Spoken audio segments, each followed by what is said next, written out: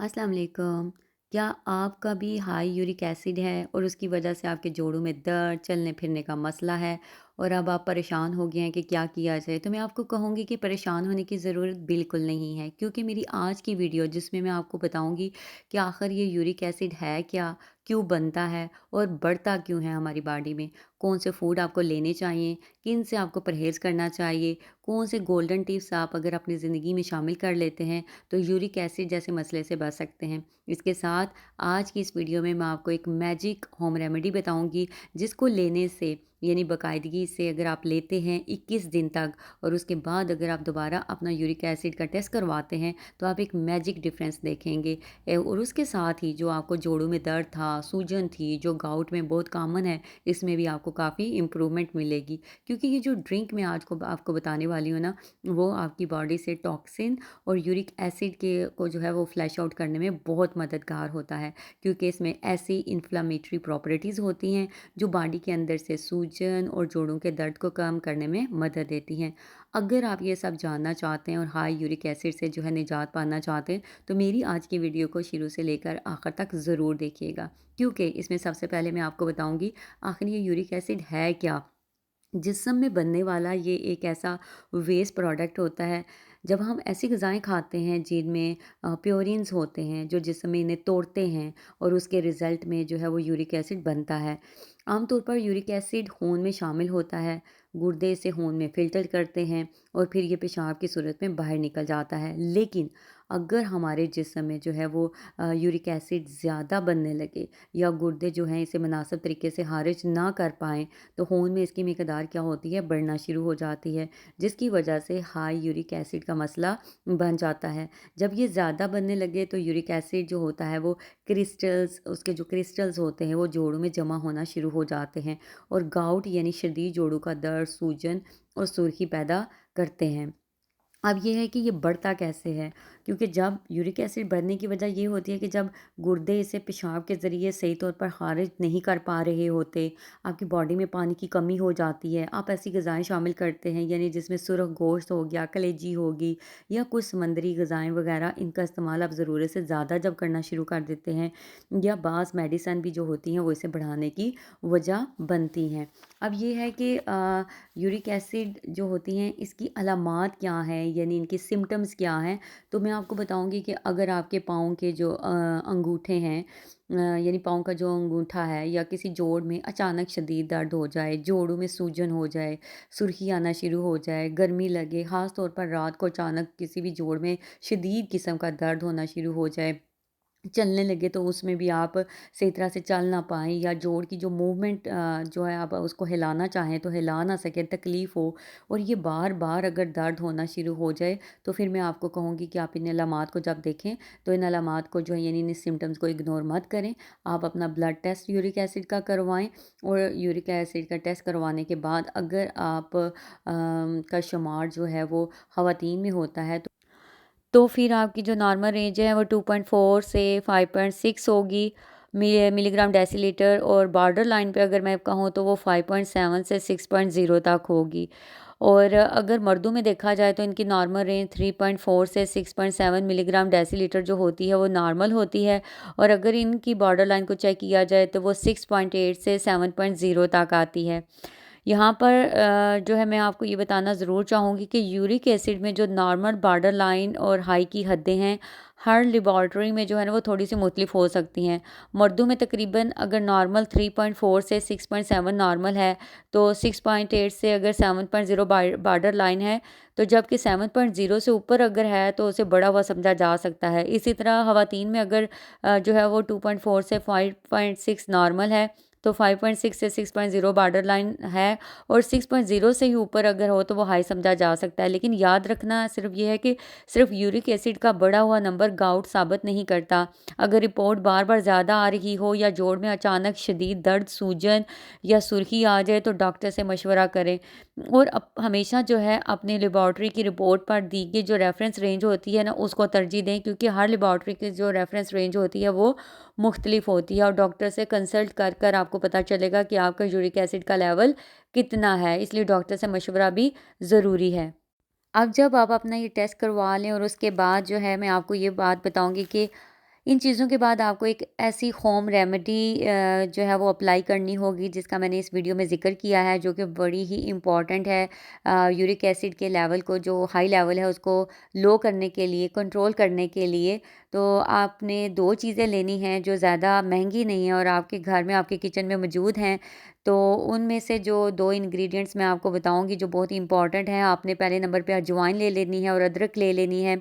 1 चम्मच आपने अजवाइन का ले लेना है और 1 ही चम्मच आपने अदरक बनाना है। अब अदरक को या तो पीसेज़ में कर लें, 1 चम्मच बना लें या फिर उसको पीस लें। अब 1 गिलास पानी लेना है और उसको आपने उबलने के लिए रख देना है और उसमें ये 1 चम्मच अजवाइन और अदरक का डाल देना है और इसको तब तक आपने उबालना है जब तक ये 3/4 ना बन जाए। जब ये 3/4 बन जाए ना, तो फिर आप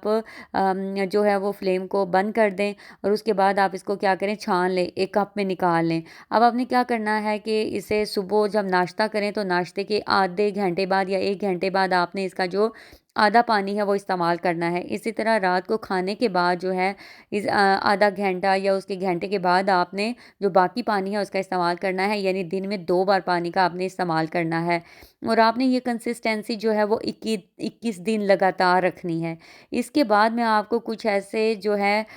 फूड बताऊँगी कि आपको पता चलेगा कि उनका फूड का जो है वो बेनिफिट क्या है और इस रेमेडी के साथ उस फूड को जब आप अप्लाई करेंगे तो आपके साथ क्या मैजिक होने वाला है। जब आप ये रेमेडी 21 दिन कंसिस्टेंसी से इस्तेमाल करेंगे तो आप देखेंगे और अपना यूरिक एसिड चेक करवाएँगे तो आप इसमें एक मैजिक डिफरेंस तो देखेंगे ही, लेकिन इसके साथ जोड़ों में जो दर्द था, सूजन जो गाउट की जो है में के लिए कॉमन होता है, उसमें भी आपको काफ़ी इम्प्रूवमेंट मिलेगी। क्यों? क्योंकि ये जो ड्रिंक है ना, ये आपकी बॉडी के अंदर से टॉक्सिन और यूरिक एसिड को फ्लश आउट करने में बहुत अहम किरदार अदा करता है, क्योंकि अजवाइन और अदरक में आप जानते हैं कि इन्फ्लेमेटरी प्रॉपर्टीज़ होती हैं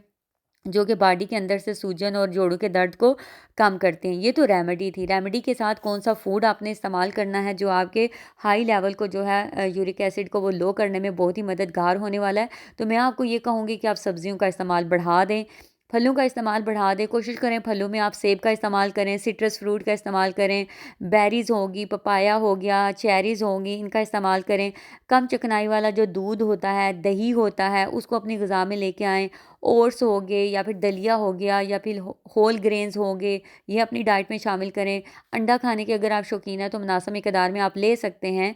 पानी जो है वो अच्छी मिकदार में जो है उसका इस्तेमाल करना शुरू कर दें, यानी ये चीज़ें आपने इसके साथ जो है वो ऐड करनी है। लेकिन कुछ ऐसी चीज़ें जिनसे अवॉइड भी करना बहुत ज़रूरी है, जो आपने नहीं खानी, वो है रेड मीट, कलेजी होगी, मगज़ हो गया और फिर कुछ सी फूड्स होते हैं, इनका इस्तेमाल कम कर देना है। मीठे मशरूबात जो होते हैं, चीनी और चीनी से बनी हुई जितनी भी चीज़ें होती हैं, वो सारी आपने क्या करनी है, कट डाउन कर देनी है, कम कर देनी है। यानी जब आप इस रेमेडी के साथ और जो फूड मैंने बताए हैं ऐड करने के लिए वो ऐड करेंगे और जिनको मैंने बोला है अवॉइड करना है इनको अवॉइड करेंगे, तो रिज़ल्ट आप 21 दिन के बाद खुद देखेंगे। जब आप 21 दिन के बाद अपनी रिपोर्ट दोबारा से यानी टेस्ट करवाएंगे यूरिक एसिड का, तो आपको रिपोर्ट में खुद ही पता चलेगा कि ओवरऑल हेल्थ के साथ आपके यूरिक एसिड में किस हद तक इम्प्रूवमेंट हुई है। इसके साथ जो जोड़ों में दर्द था, जो सूजन थी, उनमें भी कितनी जो है वो आपको इम्प्रूवमेंट हुई है। अब बात आती है कि आपने जो गोल्डन टिप्स थे वो कौन से थे, यानी उन जो मैंने बोला था कि मैं आपको गोल्डन टिप्स बताऊंगी जिन पर अमल करना बहुत ज़रूरी है ताकि आप अपनी सेहत को बेहतर से बेहतरीन बना सके। तो मैं आपको कुछ एक्स्ट्रा टिप्स बताना चाहती हूँ ताकि आप अपने हाई लेवल यूरिक एसिड को जो है वो कम कर सकें। पहली बात तो ये है कि आप पानी का इस्तेमाल करेंगे ताकि आपकी बॉडी से जो यूरिक एसिड है वो बॉडी से निकल सके। दूसरा, अगर आपको जो है एप्पल साइडर विनेगर से कोई भी एलर्जी नहीं है, यानी आपको उसको लेने से कोई तेज़ाबियत नहीं होती, कोई मसला नहीं होता, तो आपने क्या करना है, 1 गिलास पानी में 1 चम्मच मिक्स करके दिन में 2 बार अगर उसका इस्तेमाल करेंगे तो ये आपके लिए गोल्डन टिप्स है। अदरक का इस्तेमाल तो मैंने टी में भी बोला करें, लेकिन अगर आप इसे अपने खानों में इस्तेमाल कर देंगे तो ये भी आपके लिए बड़ी बेनिफिशियल होगी। इसी तरह हर फल को आप अपनी डाइट में ज़रूर शामिल करें, लेकिन अगर चेरीज़ जो हैं वो पूरे दिन में 20 से 15 आप खा लेते हैं या इसका जूस पी लेते हैं 1 गिलास, तो ये भी बहुत ज़्यादा आपके लिए फ़ायदेमंद होगी हाई कोलेस्ट्रॉल को लो करने के लिए। हल्दी यानी टर्मरिक का इस्तेमाल अगर आप अपनी खुराक में करते हैं या इसकी चाय भी ले सकते हैं, तो ये भी आपके लिए एक बहुत अहम गोल्डन टिप्स है। ओमेगा 3 फैटी एसिड्स का अगर आप इस्तेमाल करते हैं, यानी इनमें फ़िश होगी, फ्लैक्सीड हो गए, अखरोट हो गए, तो इस तरह की चीज़ें आप इस्तेमाल करेंगे तो ये भी आपके लिए बहुत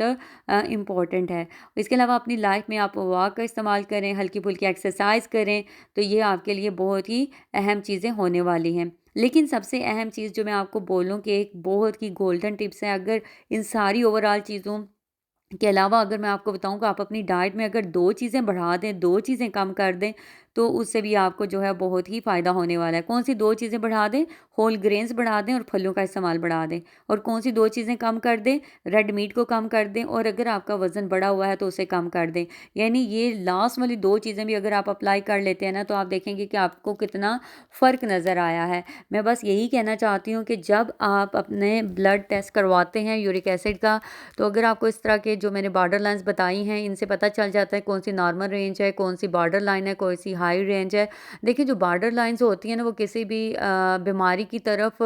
ये नहीं होता कि कोई ख़तरा है, लेकिन आप ख़तरे की तरफ जा रहे होते हैं। इसलिए कंट्रोल करना, वक्त पर अर्ली डायग्नोज होकर, अपनी लाइफस्टाइल को चेंज करके, डॉक्टर से मशवरा लेकर, होम रेमेडीज़ जो होती हैं स्ट्रॉन्ग, इनको अप्लाई करके आप अपनी ज़िंदगी को बेहतर से बेहतरीन बना सकते हैं और किसी भी बुरे रिस्क से जो है वो रिज़ल्ट से जो है वो बच सकते हैं। तो आज की इस वीडियो का मेरा जो पर्पज़ था, जो आपको बताना, जो आपका यूरिक एसिड होता है उसको कम करने के लिए आपने ये अगर होम रेमेडी अप्लाई कर ली कंसिस्टेंसी से 21 दिन पूरे, और आपको जो फूड बताए हैं अगर उनका इस्तेमाल कर लिया, और जिनको कट डाउन करने के लिए कहा है उनको कट डाउन कर लिया, और लाइफ़स्टाइल को थोड़ा बेहतर कर लिया, तो आप खुद देखेंगे कि आपको 21 दिन के बाद जब आप रिपोर्ट कराएँगे तो कितना क्लियर आपको जो है वो इसका रिज़ल्ट मिलने वाला है, और कितना मैजिक जो है सरप्राइज़िंग रिज़ल्ट आप जो है इसका हासिल करेंगे। मैं ये कहना चाहती हूँ कि कोई जब आपको फ़र्क होने लगे अपनी इन चीज़ों को लेकर, अपनी डाइट में अपने लाइफ़स्टाइल को बेहतर बनाकर, होम रेमेडीज़ को, तो आप कोई भी मेडिसिन अगर आप यूज़ कर रहे हैं, तो आप मेडिसिन खुद से जो है उसको कम या ज़्यादा ना किया करें। बेहतर ये होता है कि जब आपको फ़र्क नज़र आने लगे, बेहतरी की तरफ आप बढ़ने लगें, तो आप जो है अपने डॉक्टर से कंसल्ट किया करें, अपने डॉक्टर को बताया करें, उससे मशवरा लेने के बाद, यानी उसकी एडवाइस के बाद जो है वो अपनी किसी भी मेडिसिन को जो है वो कम या ज़्यादा किया करें, खुद से कुछ भी ना किया करें, क्योंकि ये आपकी ज़िंदगी का सवाल होता है, और इससे कंप्रोमाइज़ नहीं किया करें। जब आप ये होम रेमेडीज़ अप्लाई करेंगे, ज़िंदगी के ये असूल जो है अपनी करें अपनाएँगे, और अपने डॉक्टर की जो है वो एडवाइस लेकर चलेंगे, तो आपको इससे डबल फ़ायदा होने वाला है। आई होप कि ये चीज़ें जो मैंने आपको बताई हैं हाई यूरिक एसिड को जो है उसको कम करने के लिए, आपको बहुत ही बेनिफिशियल लगी होंगी। और अगर मेरी वीडियो आपको पसंद आई है तो इसे लाइक भी कीजिएगा, सब्सक्राइब भी और शेयर भी ज़रूर कीजिएगा उन लोगों के साथ जिनको हाई यूरिक एसिड का जो है मसला है, और अगर उनका ये फ़ायदा हो सके तो इससे बेहतर मेरे ख़्याल में कोई और बात नहीं है। एक और ज़रूरी बात ज़रूर कहूँगी मैं आपसे, कि जब आप ये चीज़ें अप्लाई करते हैं, आपको फ़ायदा होता है, तो आपको फ़ायदेमंद लगती हैं, तो अपना जो एक्सपीरियंस होता है, जो रिस्पॉन्स होता है, उसको प्लीज़ कमेंट्स में ज़रूर शेयर किया करें, ताकि आपके कमेंट्स को पढ़ के किसी दूसरे को भी जो है इससे फ़ायदा हासिल हो सके। तो यही है, आप मुझे बताएँ कि अगर इन ये चीज़ें आपको अच्छी लगी हैं और इनको अप्लाई करके आपको फ़ायदा हुआ है, तो तब भी ज़रूर बताइएगा कमेंट्स में। और अगर आपको हाई यूरिक एसिड है, तो आप अपने तौर पर कुछ ऐसी चीज़ जो है वो यूज़ करते हैं जिससे आपको फ़ायदा हो रहा है, तो उसको भी शेयर करना ना भूला करें।